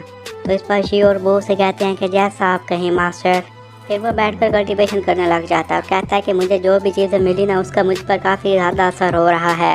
और अगर मैं इस प्लेस की बात करूँ तो ये एक सैक्रेड प्लेस है जिस पर काफ़ी एनर्जी पाई जाती है और मेरे लिए ये काफ़ी अच्छा होगा। फिर वो एक सोल पिल भी लेता है जिससे उसकी स्पिरिचुअल एनर्जी और भी ज़्यादा हो सकती थी और इससे वो और भी स्ट्रॉन्ग बन सकता था। अब ज़्यादा पिल्स लेने की वजह से उसकी हालत भी ख़राब होने लग जाती है और वो खुद से यही कहता है कि मैं और पिल्स नहीं ले सकता वरना मेरी तबीयत ख़राब हो जाएगी। अब उसमें उतनी ज़्यादा पावर आ जाती है कि वो अब इनविजिबल चीज़ों को भी देखने लग गया था। वो खुद से यही कहता है कि अब मुझ में काफ़ी सारी एनर्जी आ गई है तो क्यों ना मैं अब अपने इंस्ट्रूमेंट कल्टीवेशन को स्टार्ट कर दूं। और इस तरह उसे 7 दिन गुजर जाते हैं और अब वो फाइनल स्टेप के करीब पहुंच चुका था। अब उसके पास वही सब फाइनल बोन थी जो कि उसने ड्रैगन के लिए हुई थी। वो यही कहता है कि इससे मेरे पास मजबूत चीज़ नहीं हो सकती तो चलो मैं आज इसे ट्राई करता हूँ। उससे वहाँ पर काफ़ी सारी तबाही मच जाती है और ये देखकर चैन काफ़ी खुश हो जाता है। वो कहता है कि आज से मैं तुम्हारा नाम विप बोन रखूँगा। अब वहाँ कर काफ़ी सारे दिन हो चुके थे और वो कहता है कि शिव तुमने तो काफ़ी तरक्की कर ली, जबकि शिव यही कहती है कि मुझे लगता है कि मास्टर जैन भी अब काफ़ी तरक्की कर चुके होंगे क्योंकि काफ़ी सारे दिन हो गए हैं उनसे मिले हुए और वो अपनी प्रैक्टिस कर रहे हैं। वो दोनों मास्टर जैन के बारे में बातें करने लग जाते हैं कि पता नहीं वो कैसे इंसान हैं और ये भी सोचते हैं कि शायद उन्हें हम जैसे लोगों की कोई परवाह नहीं है। तो तभी उनको मास्टर चैन नज़र आ जाते हैं और वो कहते हैं कि लगता है कि वो अपनी ट्रेनिंग से बाहर आ चुके हैं। तभी वो ये देखकर काफ़ी शॉक्ड थे क्योंकि जब चैन बाहर आता है तो उसके इर्द गिर्द गोल्ड फ्लेम्स है और वो कहते हैं कि ये तो हमने ड्रैगन के गिर्द भी देखे थे। लेकिन जब वो गौर से देखते हैं तो वो मास्टर चैन था। उसे देखने के बाद शिव काफ़ी खुश हो जाती है और वो उसे यही कहती है कि क्या ये सच में आप हैं। इस पर चैन उन्हें बताता है कि मेरी फायर गोल्ड की पावर अब बिल्कुल कंप्लीट हो चुकी है। तो तभी मेरे इर्द गिर्द गोल्डन एनर्जी नज़र आ रही थी। वो अब झुककर उन्हें यही कहता है कि ये सब कुछ उस स्नेक की वजह से हो रहा है ना। तो तभी शिव भी उसे कांग्रेचुलेशन कहती है कि आपने इस पावर को हासिल कर लिया। फिर वो उन लोगों को यही कहता है कि अब काफ़ी सारे दिन हो गए हैं कि मैं घर से नहीं लौटा तो मुझे अब घर वापस जाना होगा। शिव से कहते हैं कि क्या आप चूज़ वापस जा रहे हैं, मुझे भी अपने साथ लेकर जाए, मैं भी वहाँ जाना चाहती हूँ। तो चैन उसे कहता है कि तुम मेरे साथ नहीं आ सकती, तुम यहीं पर रुक कर अपनी प्रैक्टिस करो। अब हम देखते हैं कि चैन वापस चूज़ू चला गया था और वो खुद से ये कहता है कि इन 3 मंथ में मैं काफ़ी स्ट्रॉन्ग हो चुका हूँ और मैंने काफ़ी सारी चीज़ें सीख ली हैं। तभी वहाँ पर जी किंग भी आ जाती है और वो चैन को ये कहती है कि तुम वापस आ गए। तो इस पर चैन उसे कहता है कि हाँ मैं वापस आ गया, क्या तुम मेरा इंतज़ार कर रही थी, बताओ क्या बात है। इस पर जी किंग उसे बताती है कि मैं और मेरे ग्रैंड पापा भी लौटे थे, मैं तुम्हें यहाँ पर ये बताने आई हूँ कि मेरे डैड तुम्हें देखना चाहते हैं। तो इस पर चैन उसे कहता है क्या तुम वही जी किंग के बारे में बात कर रही हो। तो इस पर वो कहती है कि हाँ। चैन उसे कहता है कि अगर ऐसी बात है तो चलो ठीक है, मैं उससे मिलने आ जाऊँगा। नेक्स्ट सीन में हम देखते हैं कि अब वो लोग जी किंग के घर पहुंच चुके थे और वहां पर जी किंग के ग्रैंड पा उसे वेलकम कहते हैं और वहां पर जी किंग के डैड भी खड़े हुए थे। फिर जी किंग के ग्रैंड पा उसे यही कहते हैं कि जो पिल्स तुमने मुझे दी थी ना वो मुझ पर काफ़ी असरअंदाज रहीं। इस पर चैन उसे यही कहता है अच्छा तो ठीक है, अब मुझे बताएं कि आपको क्या चाहिए। इस पर जी किंग के ग्रैंड पा उसे कहते हैं कि वो मैं नहीं बल्कि चैंगिंग तुमसे मिलना चाहते हैं। तो तभी चैंगिंग उसे कहते हैं कि मैंने तुम्हारे बारे में बहुत सुना, क्या तुम मार्शल आर्ट्स के फाइनल लेवल तक पहुंच चुके हो। और इसी के साथ ये एपिसोड यहीं पर ख़त्म हो जाता है। एपिसोड की स्टार्टिंग में हम देखते हैं कि जब चैन उससे मिलने गया था तो इस पर चैंगिंग जब उसे पूछता है कि तुम में क्या एबिलिटीज हैं, तो वो बताता है कि मेरे पास काफ़ी सारी एबिलिटीज हैं, क्या आपको उससे कोई काम है। तो इस पर चैंगिंग उसे बताता है कि हाँ, मेरे पास एक गन है। चैन ये सुनने के बाद उसे कहता है कि तुम्हारे पास एक गन है, अच्छा ठीक है, मुझ पर शूट करो। ये सुनने के बाद ज़ेकिंग और उसके ग्रैंडपा काफ़ी हैरान हो गए थे कि आखिर ये क्या कह रहा है। लेकिन चैंगिंग ये सुनकर काफ़ी खुश हो जाता है और कहता है कि मैं क्या तुम्हें शूट करूं। तो चैन उसे कहता है कि हाँ हाँ करो ना। अब वो गन निकाल कर उस पर ताने खड़ा था, तो तब भी ज़ेकिंग उसे कहती है कि डैड, लेकिन वो खुद से यही कहता है कि वाकई ये एक मास्टर होगा क्योंकि ये तो गन से भी नहीं डर रहा। अब वो जैसे ही उस पर फायर ओपन करता है तो तभी चैन अपनी पावर का इस्तेमाल करते हुए उस गोली को रोक लेता है। ज़ेकिंग ये देखने के बाद कहती है कि क्या सच में इसने एक गोली को पकड़ लिया, जबकि चैंगिंग ये देखने के बाद कहता है कि हाँ हाँ तुम सच में काफ़ी अमेजिंग हो, मैंने तो आज तुम्हें देख लिया। अब चैंगिंग उसे ये कहता है कि मेरे पास तुम्हारे लिए ऑफर है, मैं चाहता हूँ कि तुम हमारे चीफ इंस्ट्रक्टर बन जाओ। तो इस पर चैन उसे कहता है कि क्या चीफ इंस्ट्रक्टर, वो क्या होता है। फिर थोड़ी देर के लिए वहाँ पर खामोशी छा जाती है और चैन उसे कहता है कि हाँ मैं समझ गया। आप कैंग लोंग की बात कर रहे हैं जो कि एक लड़ने वाली फौज को नाम दिया जाता है, और आप उसके इंस्ट्रक्टर की बात कर रहे हैं जो कि बहुत ही हाई रैंक है, और ये पोजीशन कोई छोटी मोटी पोजीशन नहीं है बल्कि इसका काम लोगों में यूनिटी को फैलाना है। ये सब सुनने के बाद चैंगिंग उसे कहता है कि हाँ, लेकिन तुम्हारा रैंक इतना भी ज़्यादा हाई नहीं होने वाला क्योंकि तुम्हारी एज काफ़ी कम है। हाँ, लेकिन तुम्हारा रैंक इतना हो सकता है कि तुम मेजर जनरल से कम नहीं हो सकोगे। ज़ेकिंग भी ये सुनने के बाद चैन को यही कहती है कि तुम कुछ ही सालों में मेजर जनरल बन जाओगे और तुम्हारी एज बहुत ही कम होगी, जो कि यहाँ पर एक रिकॉर्ड बन जाएगा। अब चैन चेंगिंग को यही कहता है कि पिछले इंस्ट्रक्टर का क्या हुआ। तो इस पर वो कहता है कि वो एक बैटल हार गया था, इसलिए उसने ब्लेम खुद को देकर डिज़ाइन कर दिया। फिर वो उसे सारी डिटेल बताते हुए कहता है कि हमारे यहाँ कंपटीशन हुआ था तो कैंगलोंग की 3rd पोजीशन आई थी और टोटल 10 टीम्स थी। इस वजह से उसने रिज़ाइन दे दिया क्योंकि वो अपनी टीम को बेस्ट नहीं बना पाया था। ज़ेकिंग ये सुनने के बाद उसे कहती है तो इसमें फिर बुरा ही क्या है। तो इस पर वो अपना सर खुजाने लग जाता है और उसे कहता है कि तुम मेरी बात समझ नहीं रहे, हम लास्ट पर आए थे। ज़ेकिंग कहती है अच्छा तो ये बात है। तो चैन उसे यही कहता है कि अच्छा तो तुम लोग इसलिए मुझसे बात करना चाहते हो, तो ये बात है। फिर चैन उसे यही कहता है कि मैं तो ये भी नहीं जानता कि तुम्हारी गन का मॉडल कौन है और तुम मुझे चीफ इंस्ट्रक्टर बनाना चाहते हो। तो इस पर वो कहता है कि तुम्हें इसकी टेंशन लेने की कोई ज़रूरत नहीं है, वो लोग ऑलरेडी इस बात की ट्रेनिंग ले चुके हैं, तुमने बस सिर्फ उन्हें मजबूत बनाना है ताकि वो अच्छे से फाइट कर सकें। चैन उसे कहता है कि उनको वॉरियर बनाना। तो इस पर चैंगिंग उसे कहता है कि हाँ, हम सिर्फ इसी मामले में उनसे मार खा गए थे क्योंकि उनके पास काफ़ी बड़े बड़े वॉरियर्स थे जिन्होंने हमारे ट्रूप्स की अच्छी खासी धुलाई की और हम हार गए।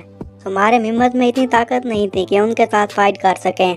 ये सब कुछ सुनने के बाद अब ज़ेकिंग कैट से पूछती है तो विनर कौन था उस कंपटीशन का। तो इस पर वो बताता है कि विनर जो था ना वो जैन तेनतियान से ताल्लुक़ रखता था। वो 15 सालों से ही ये कंपटीशन आराम से जीतते आए हैं। चैन उसे कहता है लेकिन मेरे पास इतना वक्त नहीं कि मैं बच्चों को ट्रेनिंग दूं। तो इस पर चैंगिंग उसे कहता है कि वो ट्रेनिंग सेंटर यहाँ से ज़्यादा दूर नहीं है, इसके अलावा तुम्हें हफ्ते में सिर्फ 2 दिन काम करना होगा। तुम चाहो तो यहाँ पर आ सकते हो और इसके अलावा तुम अपने स्कूल भी जा सकते हो।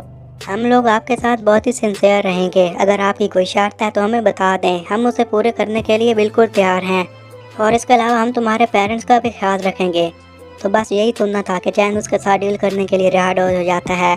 वहाँ पर बैठी हुई ज़ेकिंग के ग्रैंडपा भी ये देखने के बाद कहते हैं कि चैंगिंग का सिंसियरिटी, और वो इसी के बारे में सोचने लग जाता है। चैन उसे कहता है कि हाँ, मैं आपके साथ आने के लिए बिल्कुल एग्री हूँ, लेकिन मैं अपना नाम चेंज करवा कर चैन बाई चुआन रखवाना चाहता हूँ। बस ये सुनना ही था कि चैंगिंग काफ़ी खुश हो जाता है। उसे कहता है कि बस इतनी सी बात है, मैं इसे जल्दी से ठीक करवा लूँगा और जल्दी तुम्हारे पास लोगों को भेज दूँगा जो तुम्हें लेने के लिए आ जाएंगे। चैन उसे कहता है कि अच्छा तो ये मामला यहीं पर हल हो गया, अब मैं चलता हूँ। और वहाँ पर खड़ा बंदा उसे कहता है कि मास्टर चैन, हम आपको घर छोड़ देंगे।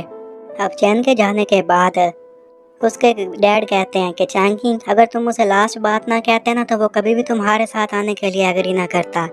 तो इस पर चैंगिंग कहता है कि कौन से वाला पार्ट, हाई पोजीशन वाला।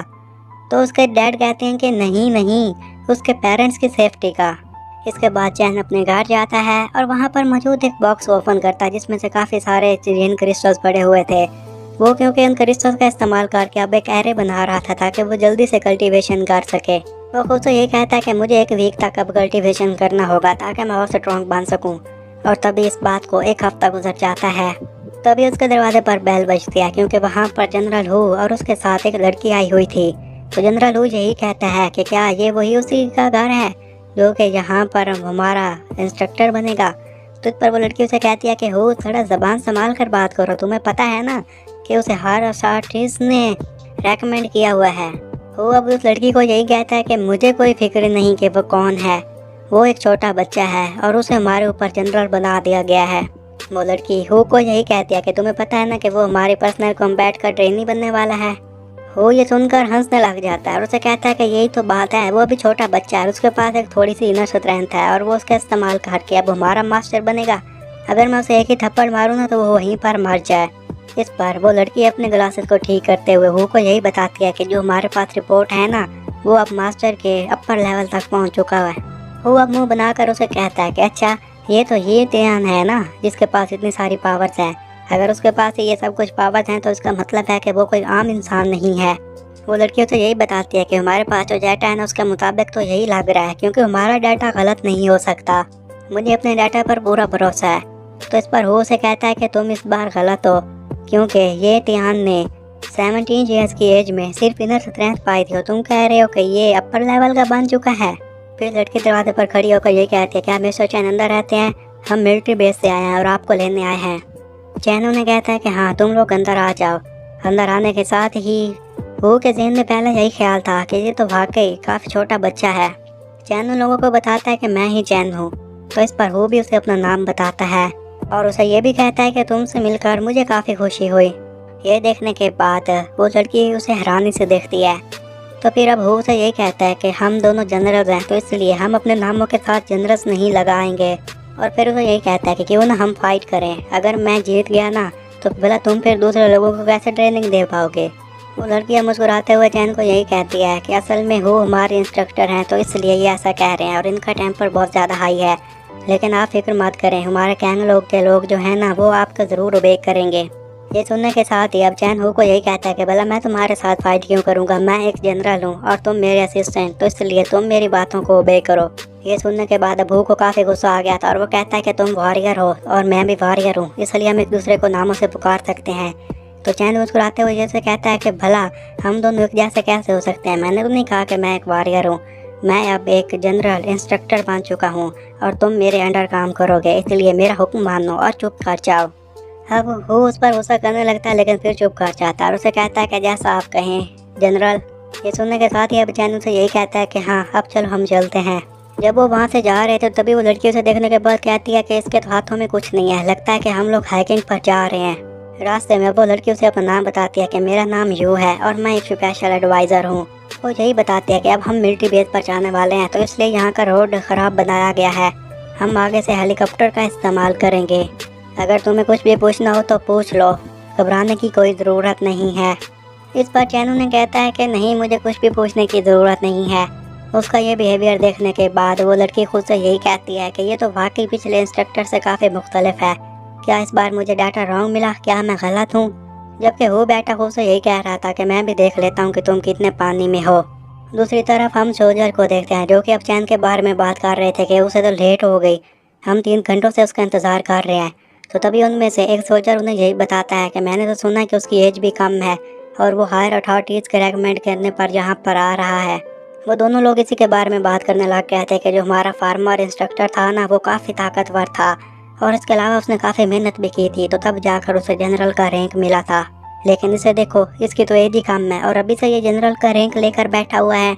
तभी वहाँ पर उन लोगों का कैप्टन आ जाता है और उन लोगों को यही कहता है कि वो कोई भी हो, कैसा भी हो, छोटा हो बड़ा हो, लेकिन हमें उसके ऑर्डर मानना है क्योंकि वो हमसे बड़ा है। तो इस पर सारे सोल्जर कहते हैं कि जैसा आप कहें कैप्टन।